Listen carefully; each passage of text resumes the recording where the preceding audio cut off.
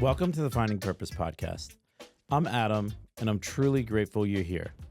Before we get started, please give me about 30 seconds of your time.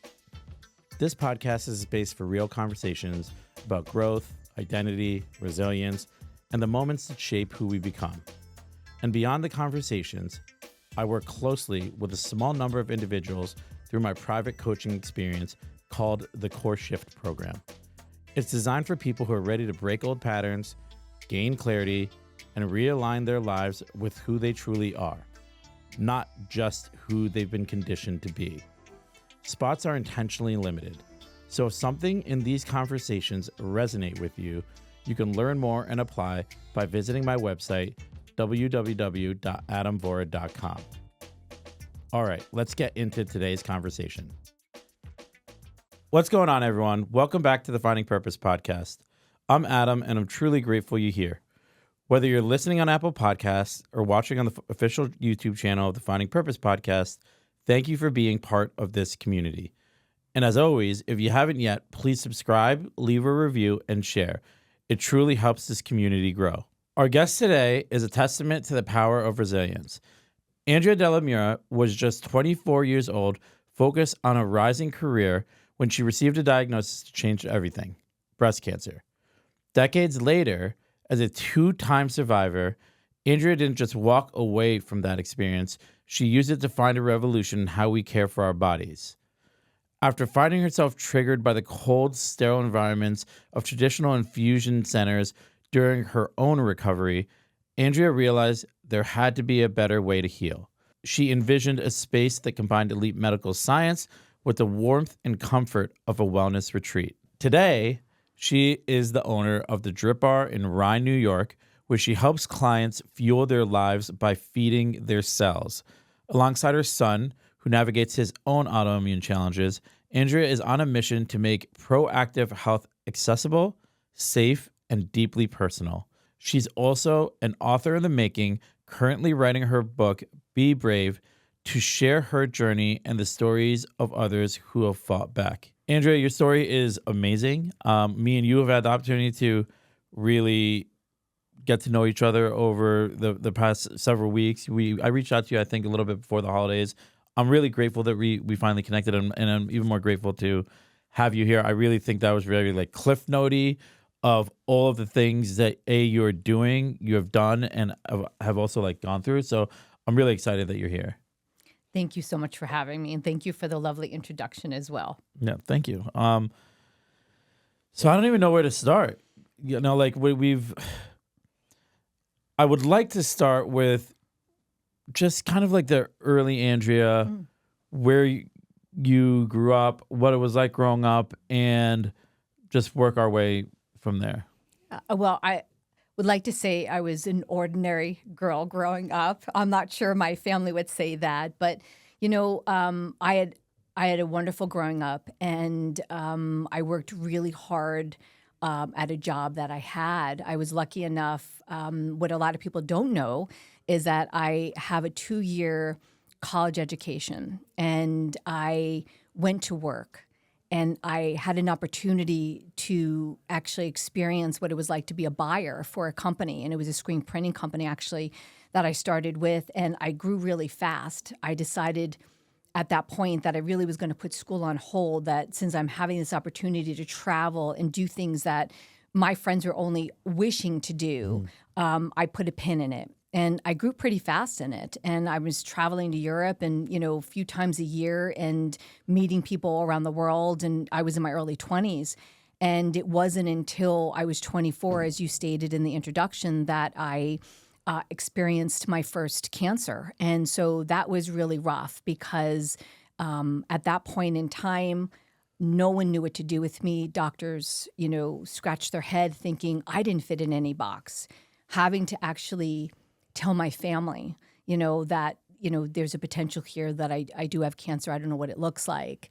And going through the motion of feeling as though everyone is looking at me like, what is happening? You know, are you going to make it? What, you know, I didn't know. And I think And my mom has always said too, like, God made you with rough edges. And she's like, thank God he did, because I think you needed all of that in order to get through some things that were thrown at you. And looking back now at that 24-year-old girl, I'm 57, if I were to whisper in her ear today, like, buckle up, because it's going to be a really long road until you can actually find out why this is happening to you. And it really wasn't until I was probably in my early 50s that I really discovered like what my purpose was, finding purpose, right? Yeah, I'm very blessed that the journey that I had gone on went the way that it did, because even both of my cancer findings were very different from each other. I'll be honest with you. When the stars line up for you in a certain way, for example, my second cancer, I was 39 years old. And at that point, I was going for routine mammograms.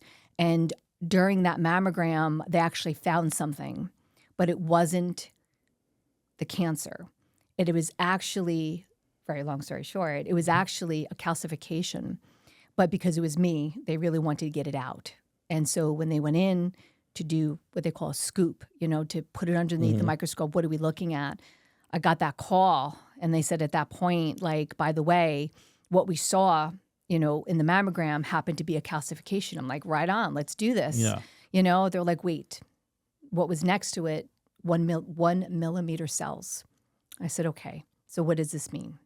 So they want to go back in, they want to do another scoop. And I said, we're not going to do that. I said, because I already knew from my first cancer, I already had radiation, chemotherapy on one side. And I don't know if a lot of people know this, but once you're radiated in one part of your body, you can't be radiated again. It really damages the epidermis and the cells. And so, I didn't know that. Yeah, it makes it very, very thin. Okay. And so I can tell you that at that point, I was just like, sign me up. We have to do this double mastectomy and just get this. I wanted to live, I wanted to get this out of me. And so I'll never forget, after that surgery, I had pathology call me, and, they put all the quadrants of the breast underneath the microscope, and every quadrant was full of 1 millimeter cells. The scary part is that ultrasounds, even the mammogram, and any other testing that I did, nothing showed that cancer except for being underneath the microscope. So when I said to you, when the stars line up, if that calcification wasn't there that day, they would have sent me on their way for another year. And I probably wouldn't be sitting here today. Wow, that's powerful. Yeah.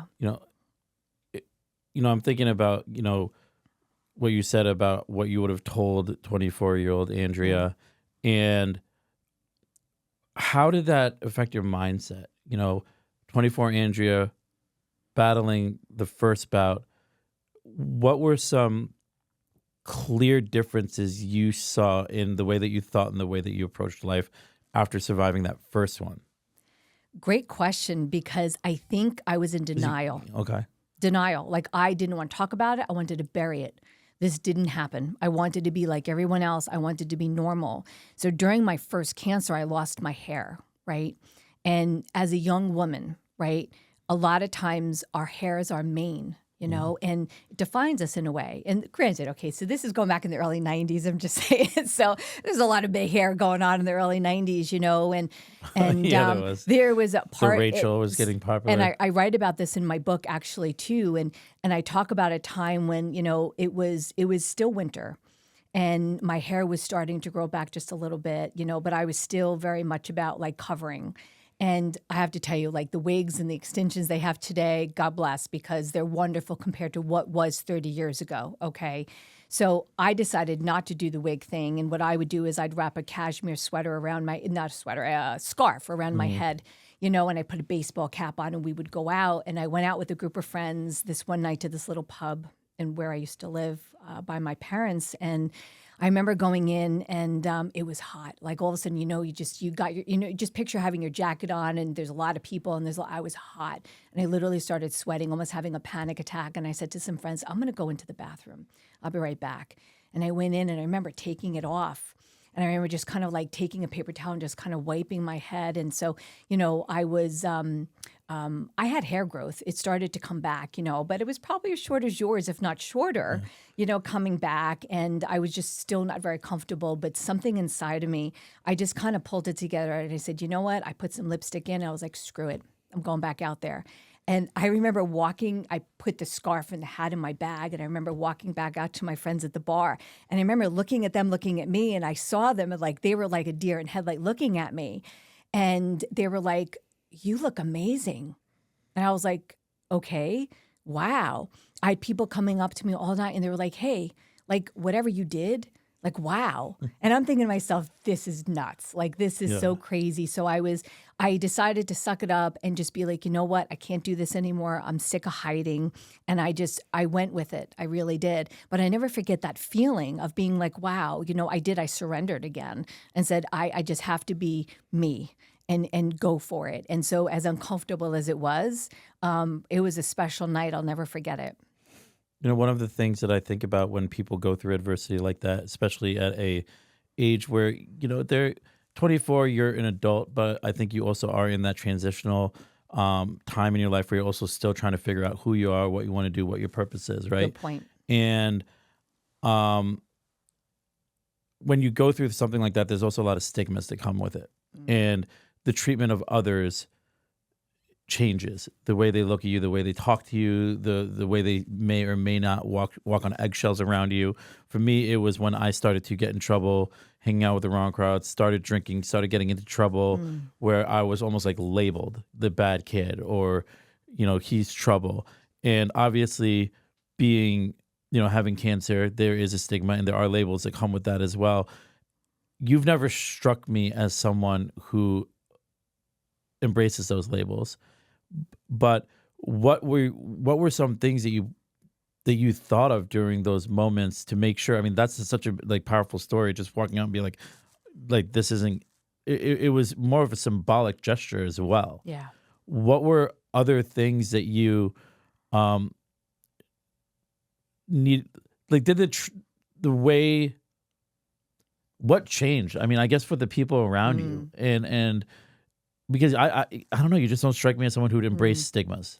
So interesting enough. And anyone who's ever been sick as even an adult, right? And I was a young adult at the time. I think what was always so difficult for me, and you learn to play a role. You really did. So I have my parents, family, friends looking at me, and as crappy as I may have felt, I had to put a smile on my face because how I looked and reflected is how they felt. And I knew that if I was having a really difficult time, I was feeling very sick, then they would feel horrible too. So I knew that I was a reflection of them. And so for me, especially watching your parents looking at you, like if you can imagine having a child that is unwell like that, and at that point I was living with them again. I did go home because that was the best way for me to get care. All I wanted to do is I wanted to go back to work. I wanted to go back to work. I wanted to have a regular life. And I felt as though, and I think we feel that in a lot of periods of our life, right? I'm in my 50s and I'm just like, God, I have found purpose. And now I just want the time to do it. Yeah. God, give me the opportunity to show you what I can do for you now. And I felt the same way back in my 20s, though. I did. I was like, well, I don't know if I'm going to survive this, but I want to go back to a life that I knew that was comfortable. So today I look at it a little bit differently. I don't want to be comfortable necessarily because I want to make change. And you cannot live inside your comfort zone and make change at the same time. I want everybody around me to be comfortable in a sense, and I want to make things better for people around me. But I also know that looking back today, anything that we go through in life, and that's my monster, everyone has their monster. You have yours, it has to teach you something. And I think that's what it is that's why I can sit here today confidently and say is that I always wondered, why did this happen to me? Why? Not like, why did this happen to me? It wasn't like that. It was like, why is this happening to me? What am I supposed to learn from this? But I didn't ask those questions until probably my early 50s, to say there has to be, and when you surrender and you sort of give up your preconceived notions of what life should look like. people are telling you how you should feel, how you should look, how you should conduct yourself, where you should go to dinner, all of these things people in society are going to tell you. When you give up all of that and you have to shed people, places, and things over time, and once you do that, what you have left is self. And when you have self left, that's when you're like, what is my purpose here? I'm not for everyone, and that's okay too. But I do know that I do have a purpose, and I'm a great resource for a lot of folks, and I always have an ear. I love that, because that's one of the key fundamental things when it came to me approaching my recovery. And at the end of the day, when that road ended, it was a very dark place, and it was a culmination of three different things: some legal trouble, there was employment issues, family issues, but really what was the final dark horse that led me down a brighter path was the health issue, when the doctor was telling me that if I continued to drink and make the choices that I was doing, that my pancreas would just explode. And there's a very different process that goes through you when it is unquestionable. My will won't make this better. Deceptive tactics won't cause everything to go away. I can't fool medicine and biology. Yeah. And that was when I stripped away everything. And, I always tell people that growth is a lonely spot, especially those early days of growth. Like, everyone wants to broadcast, oh, they're doing this and this and this to change. But for me, my growth journey really started very lonely. And I needed those moments to strip everything away and really be one with myself. And I looked in the mirror and I didn't like who I was. And I didn't know where I had put myself. I had nobody else to blame. And once I was able to admit that, then it was like, okay, I also know I can't get better by myself. I do need help. And I reached out to people who had always had outstretched arms and grabbed it finally and let them kind of steer the ship in those early months, navigating what's best for me, because at that point I didn't know what's best for me. So I say that because when these moments happen, it is when you begin that relationship that you have with yourself. Yeah. You begin that spiritual journey. What were some tools that were helpful to you early on to really solidify that relationship that you continue to feed with, that you have with yourself? Great question. And I want to go back for a second. So the whole part where you basically surrendered, right? You surrendered. You're like, you know what? I'm not making good decisions, and you're surrendering into, and you're allowing people to help you. See, that needs to be talked about more, because that's not sexy. People want to talk about the sexiness. They want to talk about the things that are out there that are making them feel good. And sometimes you have to get back to basics in order to grow. We can look at, and I say this all the time, like, your driver's window is very big and your rear view mirror is very small for a reason. It's there. You're supposed to look back at that. And that's what I do now. I look back at the mountains that I actually did climb. We're supposed to see that, but when I'm looking in front of me, I just also know there's some big mountains in front of me too. But that said, it's like, I also know that there is another devil at every level as well. And so to stay grounded in what it is that I'm doing, and what I do now is that when I do something, I have to see how it's going to help others. I have to see that it's not just serving me. And so I've had, for example, I've had events in my space, right? The DripBar Rye. I've had events there. I host, and it's wonderful. And I get a lot of compliments about how beautiful the space is. Wow, what you've built here. It's in the middle of Rye. It's wonderful. It is. It's absolutely beautiful. But how did I get there? And there's that story about how did I get there? And I do share that now, and at first I was a little uncomfortable sharing that, going, wow, yeah. So, about 4 years ago, I did have a breakdown, and it was one of those with myself. And I shared this at the last event that I had, and I basically explained that I had it all. I mean, I thought I did. right? My belly was full with food. I have clothing on my back. I have shelter. I have a beautiful family. I have people to support me. What am I complaining about in my head right now? What makes me, how am I entitled? What is this? That I realized it wasn't entitlement. It was that I wasn't fulfilled. That because I wasn't living in my purpose. And so I think a lot of folks that they live through their kids, my kid is, their Ivy League school, they're playing football, that's wonderful. But is that fulfilling your soul's contract? So for me, I go back to that, is to say, I know when it's time for me, to leave Earth, in the body that I'm in now, I know that I want to be able to go to my maker, and I want to be able to go, I did everything that I was set out to do here in my soul's contract. And I pray for the time that I have coming up that I can do that. Keep meeting amazing souls like yourself that want better, to do better, and that are better because we made those changes in our life. And it's small baby changes along the way.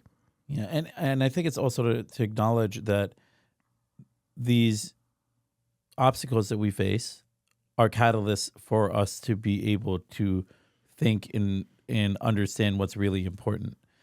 And for someone who may not have some sort of catalyst in their life, but are still feeling that way, what advice would you give to them so that they can right that ship and steer it in the direction of purpose? Yeah, I always feel like you're right. There's definitely a catalyst. I've had a few in my life, and sometimes it doesn't look like, so illness, right? When you're unwell, what is it showing you, right? If you look at your life, whatever it is, whatever monster it is that you're dealing with, you have that motivation to say, and it comes from within, and it really does, and it's about surrendering. And it's about taking that and just moving forward again, baby steps. Even if it's one little thing that you can do a day to make a difference, it's about self-care, right? If you start caring, and it's not selfish, it's about self-care. Do those little things. I've had people in my life too, and we talked about that, like shedding. I've had to shed some things in places and people, and I really have, because those are the things that want to maybe keep you small. So if you can recognize the things in your life that are not serving you, and it's not to say, listen, a lot of people that come into your life too, even today, right? A lot of those people are there for a season. They're not rooted in your life. They're there, and they could be the catalyst. Those are the folks that can be the catalyst to make you think about, maybe have you ever thought about, listen, entrepreneurship is hard. It really is. But people are looking to be like, how can I make a better relationship with let's say my child? I want to connect with my child better. I want to connect with my neighbor better. Maybe that's their goal. Maybe being a part of their community. They want interaction. Human interaction is everything, and I think a part of our life, right, with the pandemic, we all felt what it was like to be isolated, disconnected. Right? Disconnection. And so when you are disconnected, the psychological part, the physical part, so many things happen. We're not there anymore. We are out in the open. But the one thing you don't want to do too is you don't want to hide and only just keep scrolling on social media. You don't want to do those things. Interaction with people. Find your community. Find your people. They're out there. They're just waiting for you. I think that's so important because, one of the things that we say in the recovery spaces is connection is the opposite of addiction, because, it's important for me to seek out other people who had their own respective bottoms, overcame that, now have healthy marriages, now have good relationships with their children, now are no longer in debt, now are running businesses, now have some stability and joy, where what they have is enough and what they have is also abundance. Because in comparison to what they lacked, they're in such a better place. For me, one of the things that I know about myself now, having really done an inventory of my previous years, is I survived all that. I'm resilient. And that is a blessing. And one of the things you were talking about, you mentioned before, is where there was a time where you weren't comfortable sharing about it. And that was the game changer for me as well. When I started talking about my story, talking about, learning that I was adopted when I was 13 and what it did for me when it came to future relationships and trust. Learning, dealing with the death of my mom, the suicide of a best friend, all these things that happened that I just bottled up, didn't want to feel, so I went to a bottle. And now I understand that I need to let those emotions come out. I need to feel them. I need to process them. I need to learn from them. And I need to turn them around so they can empower others who are going through the same thing. And I think that's exactly what you do through your story, because our storytelling is so important, because that is how you connect with your people, because it attracts them to you. Yeah. And, like, I'm sure you get, folks who reach out to you and are like, hey, like, this is what I'm going through. Yeah. And I love those types of messages. I just got to chill just talking about it, because this is where I can really have an impact on someone. Impact is everything. And there is value to this story, Yeah. and there is value to my struggle. And that's but what. now you're intentional. Yeah. Do you see everything that you're saying? Now you're being intentional. And that's something that I absolutely love. And yes, 100% people will reach out to me. And so, and let's say what it is though, but when people reach out to me, they're reaching out to me because they are unwell. I rarely get the call to be like, hey, everything's going great. I'm feeling great. Like I don't get a lot of those calls. When my phone rings and it's 8:00 in the morning, a lot of times it's really not good news. So I'll take whatever good news that there is. Yeah. I also know that if I didn't share my story, if I didn't share, and if I don't continue to share, then it's a disjustice. It really is. And so being intentional, and again, what you said, having an impact. And that's what it is, because we're not alone in this. Why reinvent the wheel? Why should anyone have to do that? So that's why I share as well, because I've already done it. And if I don't know something, or I will find out for you, because again, you grow your network, and those people normally want what you want as well. Yeah. Surround yourself with people that want to cheer for you and that will stand up for you and represent you when you're not in the room. Yeah, I love that. I love this conversation. One thing I want to talk about actually is as a mother, and you were talking about earlier on how when after your first cancer diagnosis, in a shocking turn of events, you realized that you needed to convey a sense of strength to your parents and the people who were taking care of me in order to calm their nerves. How has that changed your perspective when it comes to your children and motherhood? Yeah. And I was lucky enough to meet your son yesterday. Yeah. And you got the baseball star in doing his thing. I am blessed because, after my first cancer, again, it wasn't even guaranteed that I would be able to have children, right?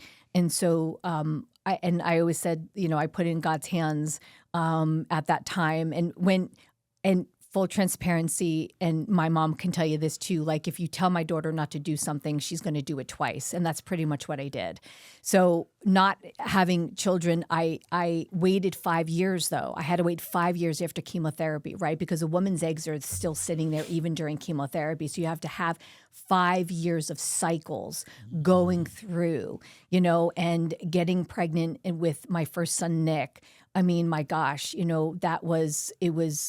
it was hard because, I had to go through a lot of testing, and he ended up perfect. He was just absolutely perfect. Kid. Seriously, just turned 25. He is a rock star, and having him represent me and the DripBar as the first face you see when you walk in is just, I couldn't ask for anything. I never knew.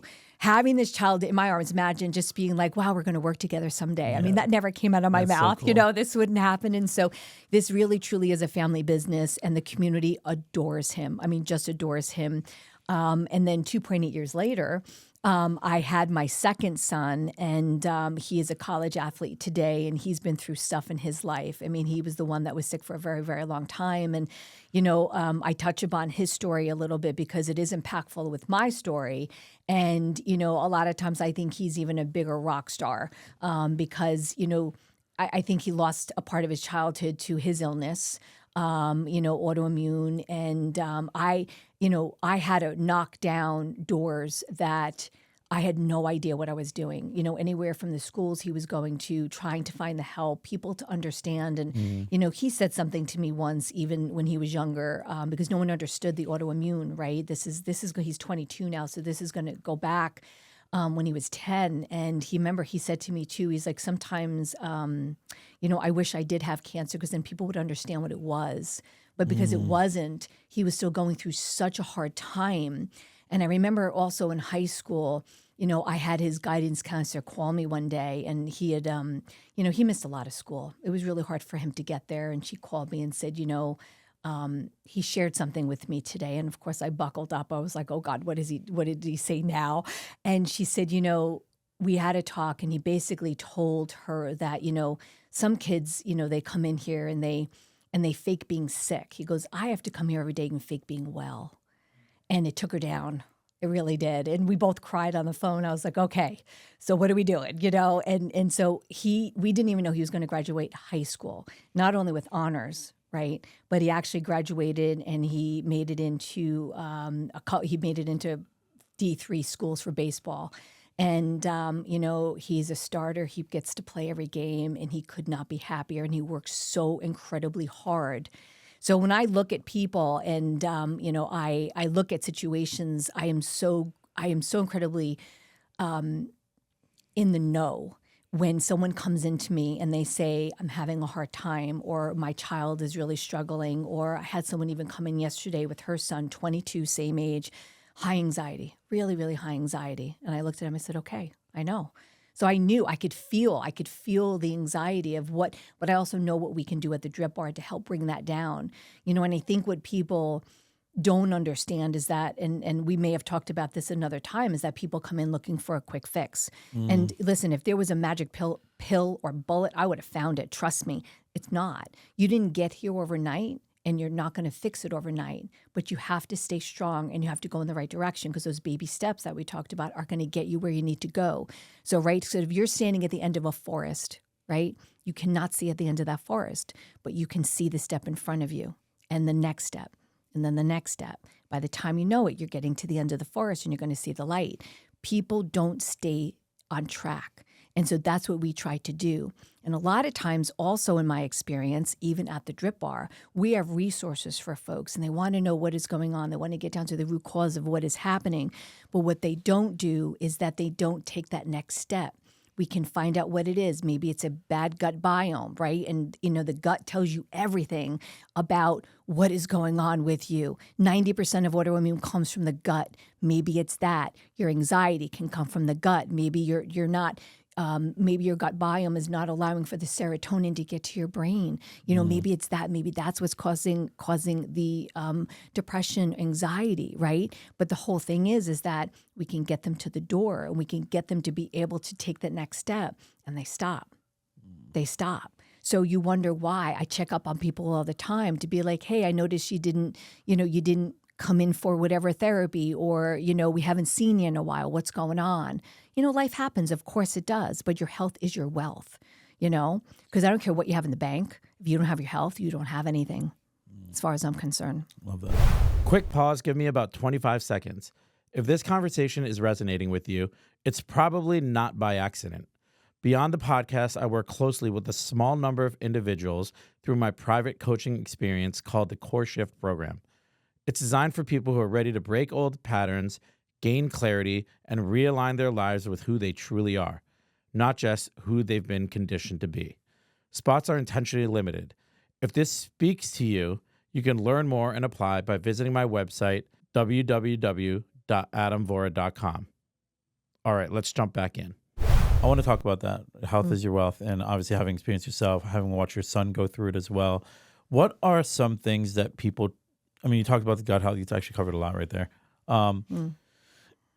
What are some daily practices that you feel daily practical practices that people can incorporate on a daily basis that would vastly improve their productivity and their health? Yeah. What specific injunctions at the DripBar do you think everyone should be on to optimize their health? Yeah. Great question too. So my son Nick would always say, like, I'm like, who am I the queen, Nick? And he's like, you're the queen of vitamin D, Mom. So I am on. You just gave me the vitamin D spray. I know, I did. I gave you Nutrify vitamin D. I know. So, vitamin D for me, all right, and I tell everybody, do a deep dive on vitamin D. You're going to find out so much about vitamin D and what your doctors are just not telling you about vitamin D, and it's so inexpensive and it's so available to you. Every cell in your body has a receptor for vitamin D, okay? And they have done studies on people that like work at night, work the night shift. They've done studies on even cancer survivors or people that are undergoing some really horrible type of unwellness in their life. And the most common denominator is a low vitamin D. And people come in and go, oh, I'm within range. I'm like, give me a number. Give me a number. I don't care if your doctor told you you're within range. Give me a number. And so we have our protocols. And I will tell you, if you do anything for yourself, my number one vitamin is vitamin D, because brain clarity, okay, brain fog, gut health, vitamin D is essential for your well-being. And if you want to bring some other vitamin on, what partners really, really well is your magnesium. And so it activates vitamin D, and they act as a partner. And to get it into the mitochondria, that's the thing. It's that simple. So we have found many different ways that we can support our folks, even at the DripBar, right? We have IV, right? Now, we do not drip vitamin D because it's a fat soluble. So that is done by injection, IM, intramuscular injection. Now, if you come in and you tell me, hey, I have my chart and this is what it says, you could qualify for maybe 2, maybe 4 injections, right? And you come every other week to do that. And we're going to get you boosted up, and you will see a difference in your well-being. You really will. So I say, if you're going to do anything, it's that simple. We also have spray vitamins that I shared with you by Nutrify. Delicious. Easy enough, 4 years and old, approved, especially if someone has a bad bio stomach and they can't digest, or they don't like taking pills, that, it makes me feel nauseous. Well, guess what? We have a way to do the spray vitamins, but we do have great oral vitamins as well. It's not a one-size-fits-all, but we have found a way. But if you do 2 vitamins, I'm telling you right now, your vitamin D and your magnesium, you're gonna see a big difference. I love that. On the opposite side of the coin, what are some things that you hear while talking to clients or people who may not be familiar with drip and injections that they are using to cure X problem, that you're just like, whoa, that is not a good practice. You should not be using that? Because I do think that, you're a trusted wellness practitioner, but there are a lot of wellness practitioners in the Twitter sphere and the Instagram who are advising people to do all sorts of stuff that may not be great for their health, but they're just trying to make a buck. Yeah. So what are some things that you've seen that you're like, you gasp at? Yeah.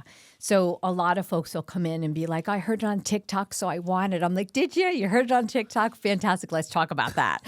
So I'm like, so what is it? Can you show me? And we dive down and everything. And it's about having the conversation with them, but there's many things out there. There are trusted gurus that are out there, right? I always say, even what I say, and I'll tell people all the time, I'll give them the rock cards about like what NAD is, or what, our heavy metal detox is about, or high dose vitamin C and why you should do it. But I'm like, but don't go by just me. Do your due diligence in researching it, right? We have AI, it's like, listen, use AI, but there's other resources too. I say, please don't go to Dr. Google. Please, because you'll find nothing good on Dr. Google. There are great resources out there that you can do. And always, always research before you put anything in your body, So we're going to be doing peptides soon at the DripBar. We're in our training stages. And, I will tell you, like, I have 5 different experts coming in outside the DripBar to be able to tell us in their expertise as to what to stay away from, what to do, how to do it safely. And these are the things that people are getting on the internet today. They're getting it through people because they're selling it out of gyms, or it's really know who you're getting it from. There's a lot of research stuff out there. You want to make sure this is third-party tested, human research. So I would say, before you put anything in your body and you start changing your hormones and wondering what is going on, what pathways these things are taking in your body.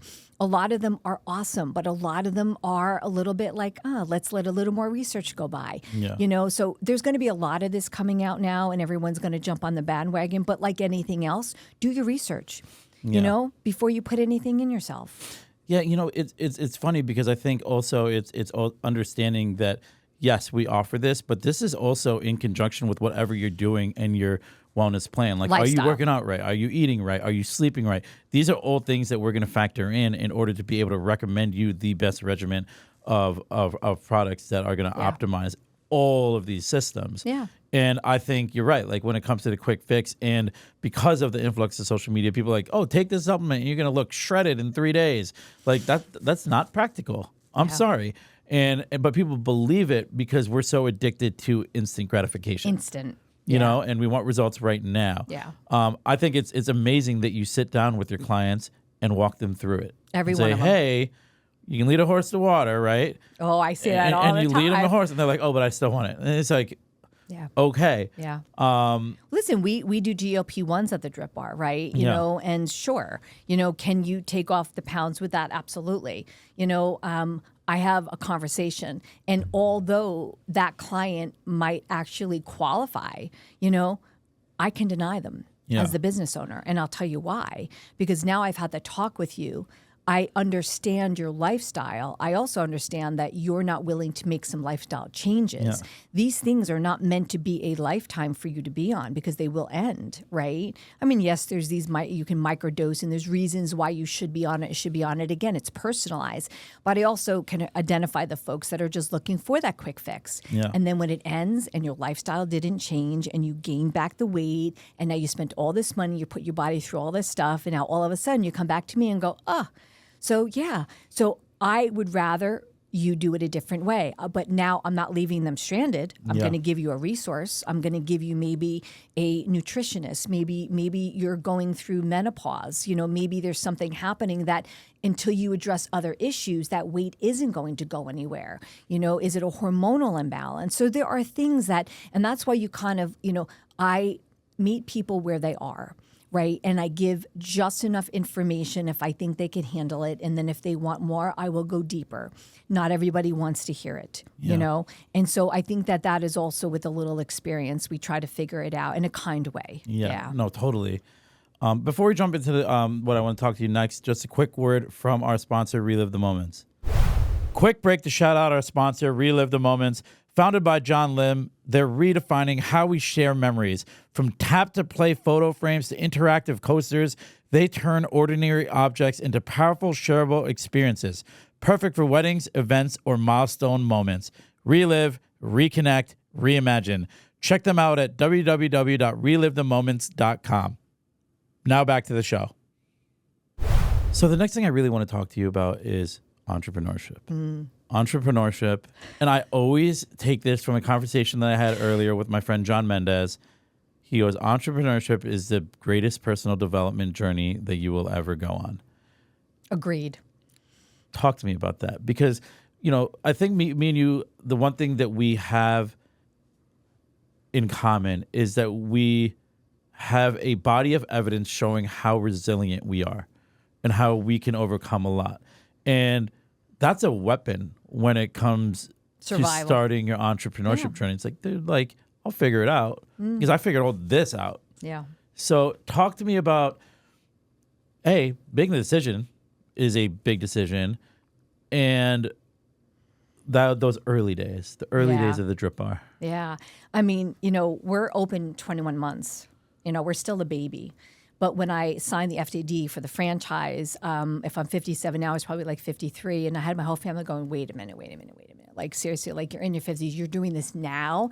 And I looked at it as like, listen, like, I've been doing IV vitamin therapy for 10 years myself. Like, so I've been on the other side of it. I also know what I couldn't find, and I know what the DripBar does. You know, and franchising can be definitely a double-edged sword, but being non-medical and in this space, I felt at the time that this was the best way to go. And I can tell you that I like our resources. I like that we have a sterilization system. I like that we buy from the top compounding pharmacies. We have a research and development team, okay? As a female entrepreneur coming into all of this and being non-medical, that was clearly the best way for me to go, okay? I've learned a lot since then. But when I was signing the FDD, I was sort of like, I got the dice, I'm rolling the dice. I'm let's see what we can do. And, you know, no one at that time too, coming off of COVID too, I mean, they weren't looking to give me a loan. You know, I was a stay-at-home mom for so many years. I mean, who was I? You know, I borrowed family money and I cashed out pretty much my retirement. So when you come to the DripBar, you are sitting in my retirement. So basically, this has to work. This has to work. Great. You really are. This has to work. You know what though? But for whatever reason, and this is sort of like, and I've thought about this too, like I must be a little crazy too, because I am very comfortable with this. Like I'm very comfortable with this. I'm very comfortable with the fact that I know this is going to work because I know that we're actually helping people. And I know that when people feel good, they will come back. Now, I will also tell you that the personal development part of it, right? Although, yes, I am a survivor of many things, okay? But I also feel the truth is that I finally started listening to my own intuition, yes. Right? Amen. Everyone around me, and they love me. Don't get me wrong, family, friends love me, but they're not me. And I found out there's a lot of different ways to do something, and my way didn't suck. Yep. So guess what? Like, I am going to do it my way. I'll get there. It's not going to be your way. I'm going to get there my way because this is what I'm comfortable with doing.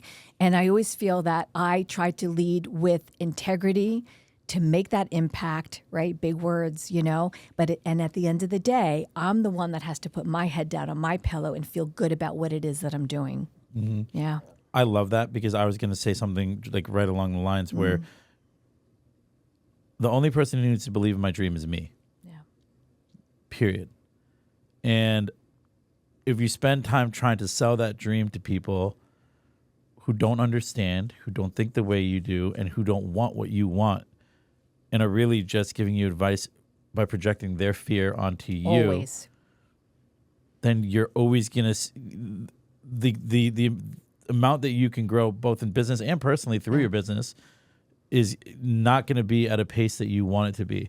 And it's really, really important for you as a business owner to see the problems, face the problems, process the problems, and find a solution that works for you, because if that problem comes up again, you know X, Y, and Z other processes and have to go through it. But be open. I mean, that's the thing too. And so I say that too. Like I own my mistakes, and we make them every day. Yeah. I'll turn around to my team and go, well, we're not going to do that again because that didn't work out so well. And that's the first thing I'll say is that even when I have new staff members come in and I'll say, listen, we don't know it all. If there's something here that you think it could make things run smoother, let's hear it. Yeah. Let's hear it. We're very open to that. And I think that and I know I said this to someone today, and I said, you know, it's really important for me to be the dumbest one in the room because I want to learn from everyone around me. I want to know how you did it, why you did it, and I want to learn from that because I can only get better. If you are the smartest person in the room, get the hell out of that room. You don't belong there. Yeah. And so although I have to make the decisions at the end of the day about how we're going to do something and staying within protocol and making really good financial decisions as well, we are a business. I have to keep my doors open. Compromise on my pricing a lot for folks because I feel as though like I want to treat people like I would want to be treated. And I do have a lot of folks that come to us and they maybe are not at the stage of their life when they can do certain things that they want to do. And, you know, I make concessions. I definitely do, you know, but I can live with those, you know, I really can. And I really think it's not as hard as what people think that it is. I really do. I think it has a lot to do with them actually learning learning to be themselves and not so superficial. You know what I mean? People, listen, people are like, oh, look at my Instagram followers. That's wonderful. Like, seriously, if I get followers, wonderful. My goal is that I want people to see what we do so they can find us. I want Google reviews so you can see what we do. We earned every one of those. So you can see what we do so you can find us. It's not about, people always say like, are you an influencer or are you an entrepreneur? I said, no, I'm an entrepreneur, because I know what it's like. I'm 7 days a week. I'm 12-hour days, everyone, going on vacation, looking at palm trees. I'm not doing that. Yeah. I'm working and it is a sacrifice. I don't have babies anymore. My babies are watching me and I want them to see if your mom can do it, anybody could do it, and I think I'm going in the right direction. You absolutely are. And I was lucky to be there yesterday, lucky to spend time with you today, and lucky to spend even more time with you tomorrow. I appreciate that. Yes. I saw the way that your team looked at you. I saw that they were happy to be there. And I think that's really important. I think that's a testament to the environment that you build there, the culture that you're building there at DripBar. One of my favorite things to do is when someone's giving me advice is to ask, like, really what qualifies you to give me advice. Have you done it before? Mm-hmm. Have you had this problem before in your business? Are you educated on this subject? Yeah. When you do face an issue that no one on your team has the answer, you don't have the answer, or even early on when you were starting your business, were there mentors that you leaned on to A, get it off the ground, and B, that you turn to now when the business presents a crossroads? Very interesting. Yes. And so I have now become that mentor as well. So full circle in a sense. And I don't ever claim to know it all because I just don't. We pivot all day long. But going back in the early days too, I would always tell my team, like, we don't know it. Don't fake it. You say, I don't know, but I'm going to go find out. And we did that a lot, and our biggest thing is keeping people safe. And so, yes, we have a medical team at the DripBar. Plus, I also have resources that I trust with my own family. And I'm going to ask those folks as well, and so I tease that I have a triangle, and at the tip of each of that triangle, I have people that I don't allow to talk to each other, because when I go to those people and I ask them the same question, I want to know the answer. Honest answer. And I want to know exactly if 2 out of the 3 say yes, 1 says no. I want to know from the 2 that say yes, how come it's not a no? Right? And so I challenge those folks, and I think that's the best way to go too. So never fake it. You know what I mean? And it's like, that's the one thing. And when my team looks at me that way too, and I'll say, we don't know, but we're going to go find out. We're going to give you our best answer. And so, and now it feels great. I'm not going to lie that I have other franchisees coming to me. Some of them are just opening up too. And they're like, how'd you do it? What are you doing differently? And I'll say, grassroots, and you got to go out and you got to really, I said, I had a pamphlet in my big mouth. That's what I had when I was out there. And they were like, well, I can't do that. I'm like, the hell, you can do that, and this is what you do. And I told them, this is where you go. This is how you do it. And so, it's not as hard.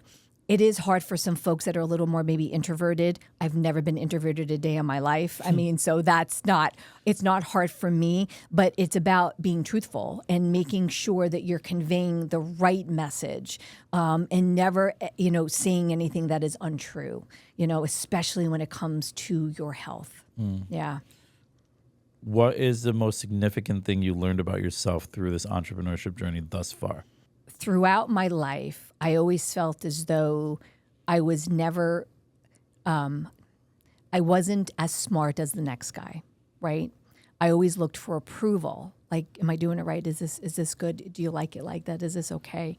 And now I don't look at it like that anymore. I look at it that I have enough life experience and that I am in the know, and especially about something that I'm specializing in, that I'm an expert in, and now I know that I am of value and I am worthy. I am worthy of success. I am worthy to sit here with you and to share my expertise and the value that I bring, not only as a human, as a woman, but also now as an entrepreneur. I love that.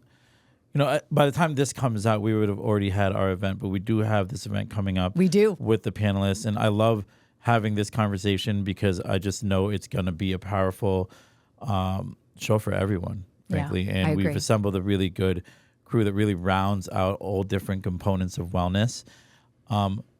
You host a lot of events, and community is important to you. It is. Talk about the importance of community, not just in your life, but in your business. And the one thing that struck me the most about when I met you was how open-minded you are. Talk about like the significance of just like that attitude, being open-minded, being welcoming, just how it's just been such a gift to have that mindset when it comes to just your business and everything and the community component. So that's a lot.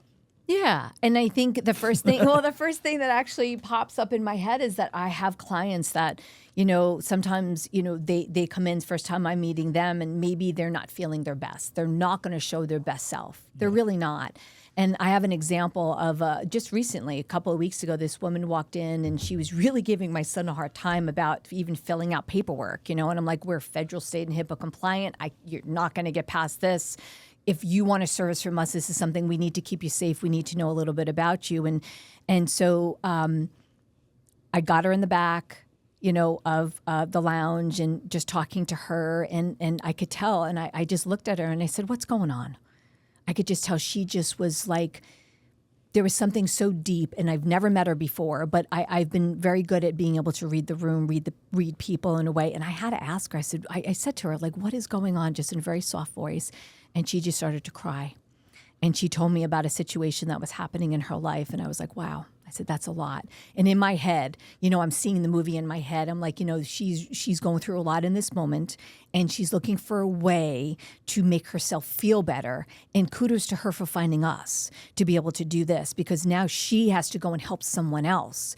And so, having this conversation, she thanked me for actually just speaking with her kindly and apologized for harassing Nick at the front desk, and just, I may never see her again. But what I try to do is again, you're meeting people where they are. They're not going to show you their best self, but usually someone, even if they cut you off and you're driving or it could be any situation. I always try to think that maybe they're having a crappy day, or maybe something really bad is happening and this is how they're taking it out. Maybe they don't have that outlet. So it's about being compassionate, I suppose. I know I don't have great days sometimes. I get that, and I ask for grace, and that's what I try to do, is show grace, for people. So I would say, it goes back to treat people like you want to be treated.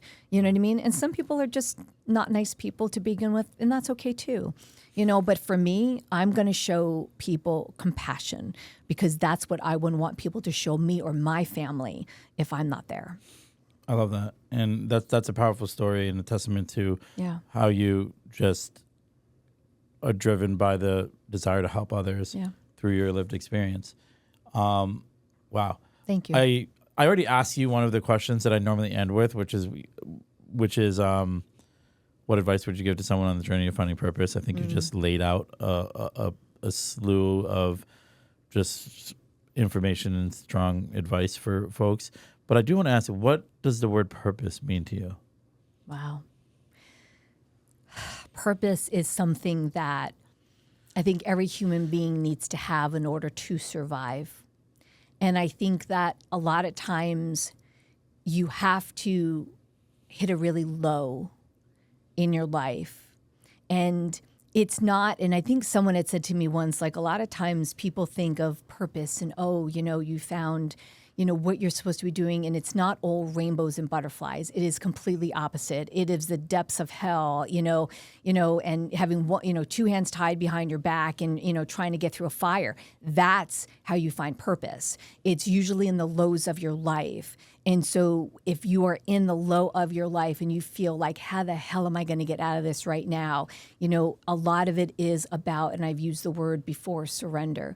And I don't mean giving up surrender. I mean surrendering a letting go of the things that, and that do not serve you anymore, and just finding that, and it'll speak to you. It should speak to you. Ask if you believe in the universe, you believe in your God, whatever it is that does it for you. You lean on that, and I promise you, it'll show itself. It'll lean back on you. And for me, that's how it happened. And I'm so incredibly grateful for it. God, I love it. I could talk to you forever. I have a question for you. What's that? So a lot of times I'll ask people, because they'll say, wow, sounds like you have it all, So I want to ask you, do you feel like it's possible to have it all at the same time? I do think it's possible, but I think it needs to come from within. And I think having it all isn't really a tangible thing. I think it's a feeling. Mm-hmm. So yes, I do. I think that it comes down to continuously working on that relationship with yourself, where you get to a place that the majority of your time is spent in internal peace. And when you're there, that's having it all. Mm. And it can mean a whole bunch of different things for different people. Yeah. But I've now understand that it starts from within. So I do think everyone's capable of having it all, as long as they're honest with themselves. They're open-minded to gifts that they wouldn't previously have seen as gifts, and they're willing to do the work. Amen. Yeah. What such a blessing, such an amazing conversation. Thank you for having me. Yeah, it was amazing. And wow. It's like this is a conversation that when I get in my car and I'm driving home, I'm going to be thinking about, and I hope that everyone listening to this has that same feeling. I would love to have you speak to the camera, talk about how they can get in touch with you, talk about anything you have upcoming, anything you'd like to share with my audience. Absolutely. So guys, I'm Andrea Della Mura. I'm the owner of the DripBar in Rye, New York. We do IV vitamin therapy, but we do a whole lot more than that. So if you're in need, reach out, come see us. We're 7 days a week, and you can find us on Instagram. You can find us on Facebook. You can find me on LinkedIn. My door is always open. Thank you so much, Andrea. A couple shout outs I want to make. Thank you for Claudio, Justin, team here at Kai Visions, always doing their best to get this out. And I couldn't be here without them and doing what I do. If you need to get in touch with them, feel free to reach out to me directly or go to @KaiVisions on Instagram. I do want to thank John Lim. John Lim is the founder of Relive the Moments. You probably heard his ad read previously. They incorporate amazing technology that you can use for events, you could use for marketing, whatever you need. You can reach out to me directly. I'd be happy to connect you with them. I could also connect you with Andrea. Folks, this is why we do it, for conversations like we just had. You probably also heard an ad read regarding my coaching, which really is dedicated to making sure that everyone has the tools to live purposefully within their life. Visit www.adamvora.com. There you'll find information about the coaching. You'll find information about upcoming events. And I look forward to continuing to spread this message and grow this community. Thank you, and until next time.